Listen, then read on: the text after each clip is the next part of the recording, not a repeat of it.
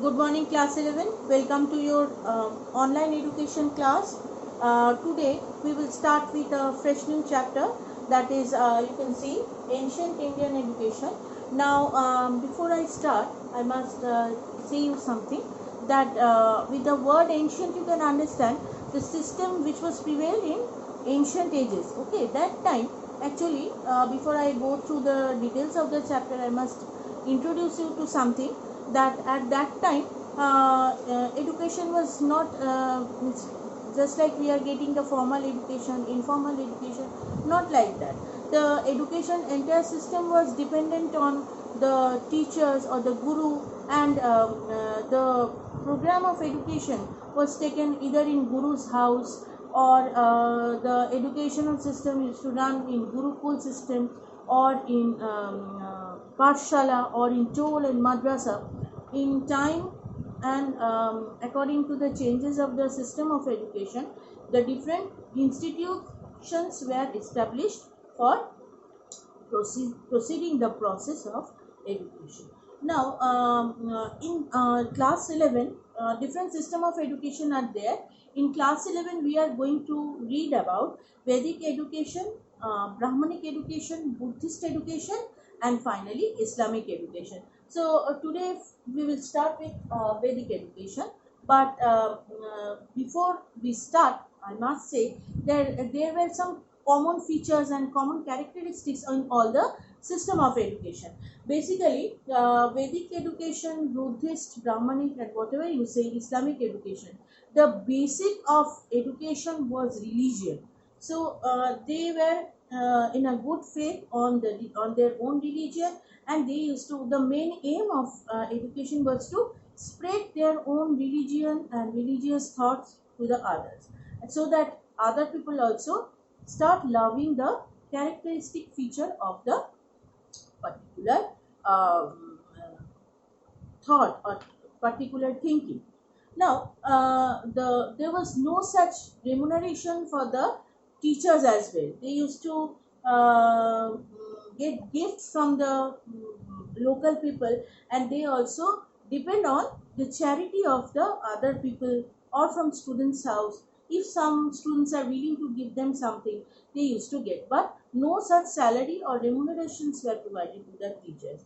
And the entire system of education used to be done in a formal way, where teacher, not in a formal way, but the teacher and students, they used to live together sometimes. In Brahmanic education, when we will proceed to Brahmanic education, we will see that there was a system of Gurukul system in Buddhist education and Brahmanic education, where they used to stay together for a longer period of time. The duration when they used to receive studies, receive education from the Guru, they used to stay in their house. So there was Gurukul system in Guru's house, and there was Toll, Pathshala, and in Muslim education we will see Maktab, Madrasa, different types of educational institutes. But each are, though they are having some good common features and characteristics, somewhat they were different, and that is why today we are going to start with Vedic education.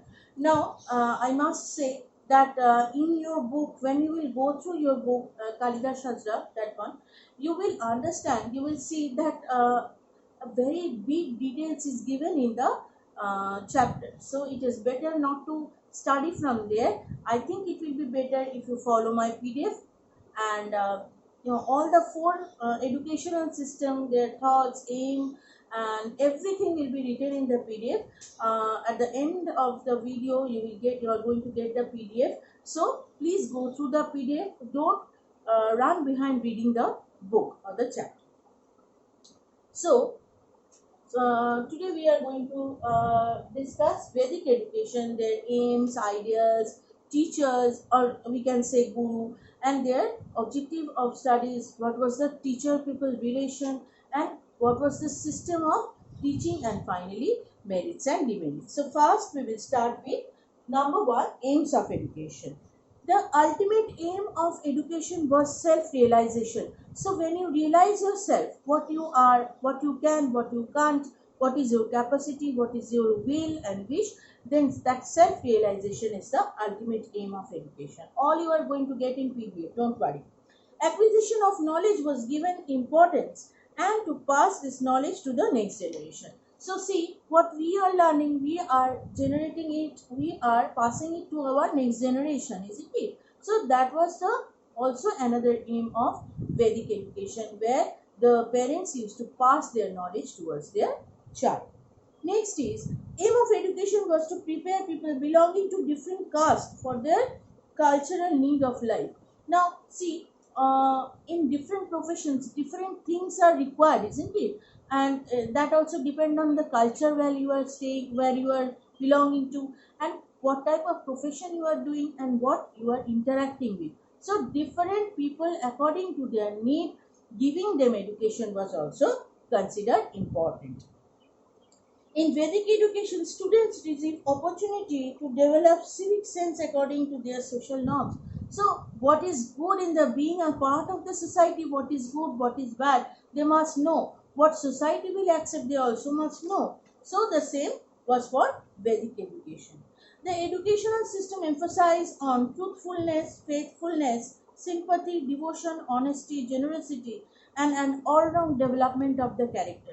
See, when we say that a person is with a good character, that does not only mean, or a person is very much known to everyone, that doesn't mean that yes, he has a lot of education, only bookish knowledge is having and he is having a great knowledge. No, it should be an all-round development of the character, where the morality, sympathy, emotion, feeling, thoughts, and every sphere of the character should be well built.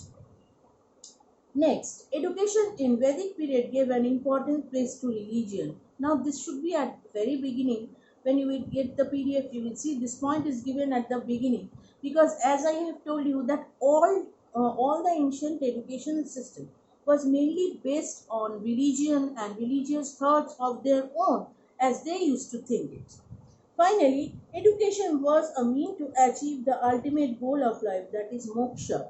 Moksha means, in Bengali we call it mokholab. Mokholab means ki, what is the meaning of mokholab?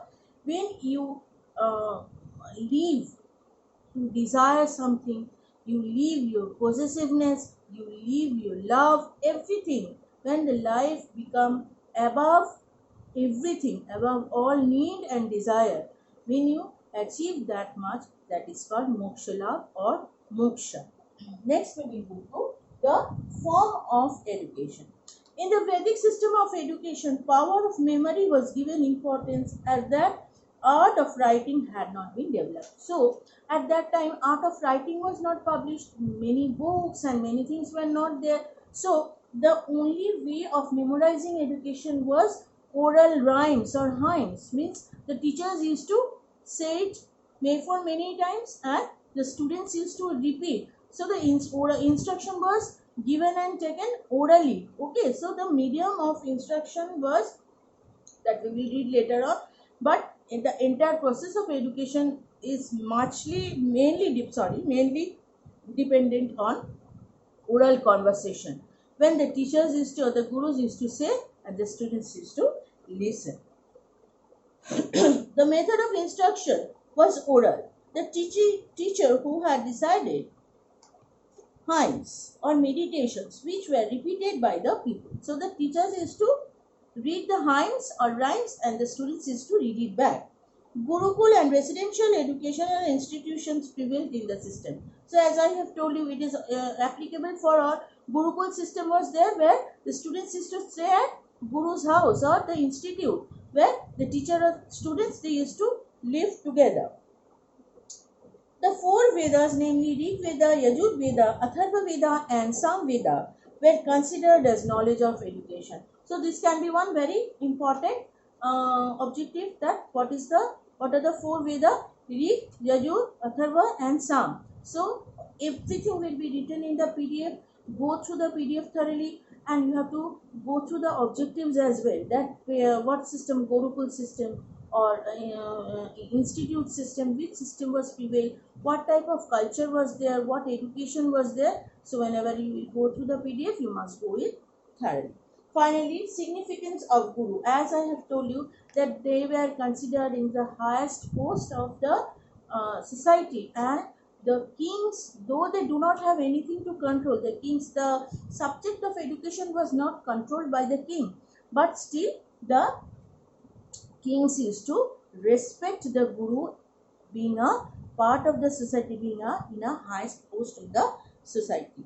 Teachers or gurus were in a high knowledgeable, honorable class. So they were believed in a, they were thought to be a very respectable post. They used to get in a very respectable post. They were honored even by the people of the society as well as the king. The relation between the teacher and student was sacred and spiritual. So sacred means povitro. There was very, the relation was very innocent and it was spiritual. It was thought that it's a gift of the teachers were considered as a um, it's gift by God, and they are responsible for the society to develop, and they were given a high position. Next day we will start with method of teaching and course of study. So this much for today. As I have told you, in the last video you are going to get the PDF. Thank you very much.